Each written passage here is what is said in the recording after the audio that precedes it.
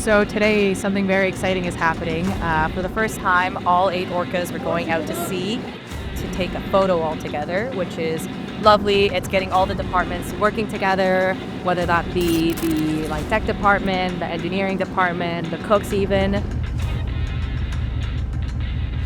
So there's some really serious training to it because the navigation side of things is quite intensive. Everybody needs to be perfect with their navigation and know exactly where their ship is going to go and how their ship is going to move so that we can make sure that we stay safe and clear of all the other vessels. Because if you can imagine 8 vessels all within a couple hundred yards of each other, maneuvering all at once, you need to make sure that you know exactly where everyone's going to go. Range 180 yards opening. Moose, as expected, is drawing right. So we have navcoms who are up on the bridge. They're the communicators who are going to be decoding signals and communicating exactly what the plan is from OTC, which is the command vessel, which is Orca 55 today. So they're going to be pushing out TAC signals for us to listen and interpret, and then we're going to create navigation plans based off of the signals that they send so that all the vessels are doing exactly what they're told. It's sort of like doing ballet with ships at sea, basically, but there's a lot more math involved. So the thing with PCTU, which is a patrol craft training unit, the 8 ships you see here, is that it's a training unit. So a lot of the people that are in there are trainees to one level or another. I mean, we've got 2 annual sub-lieutenants that are in there doing the annual 4. We've got Sub-Lieutenant Cam that has joined the fleet with its own training until about the 4th year as a naval warfare officer. I'm going to say it's about 1 out of every 2 person in there is a trainee right now.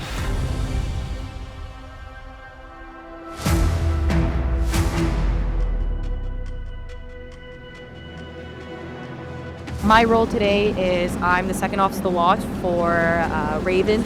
I am supporting the officer of the watch with the officer of the watch maneuvers that are going to be occurring, as well as ensuring the flex gets pushed through.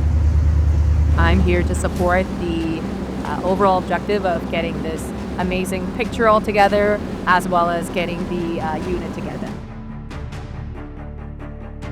You can kind of think of it as driving a car. There's one person riding the car. With a ship, there's one person that is the brain of the person who drives the ship. There's also the person, we call them the helms, and they're the person who physically drives the ship with the wheel. We also have a lookout who will look out the windows and ensure that we're safe navigationally, and the officer walks themselves run the show. They ensure that the mission is accomplished, they ensure that flex is being pushed through, they ensure that any issues pertaining to engineering, anything with that, it'll all come up to Officer Watch, and they are the delegated responsibility from the CEO of exercising charge.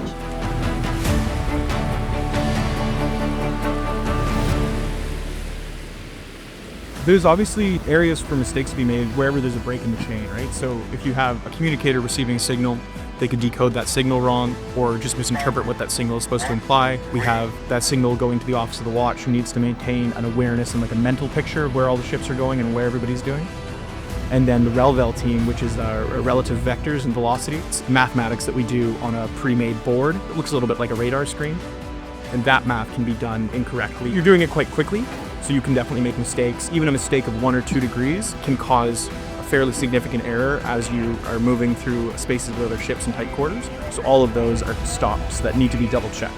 At each station, you're listening for what's coming in. Does it make sense? Does it relate to what I just was told before? And does it relate to how I was told this is supposed to go? So everybody's supposed to be watching for that safety and backstopping each other one at a time, making sure that every single step makes sense, that we get the right solution that everybody's practicing.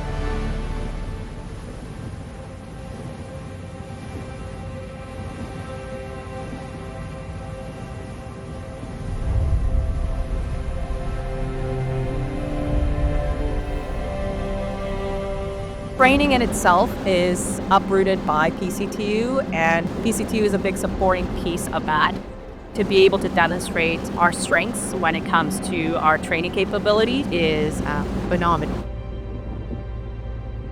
This exercise per se is just a good example of how we're able to do quite a lot with very little. The people that are in right now with the tools are given do everything they can to make things happen. This is a great example of that. It might not sound that, spectacular to someone at home being able to send the 8 ships at sea. It seems like this is what should be happening all the time, right? It's not easy to do. Everybody has worked really hard. So I think this is just a good showcase of how hard the people we have in the organization right now work and how much you can achieve with so little.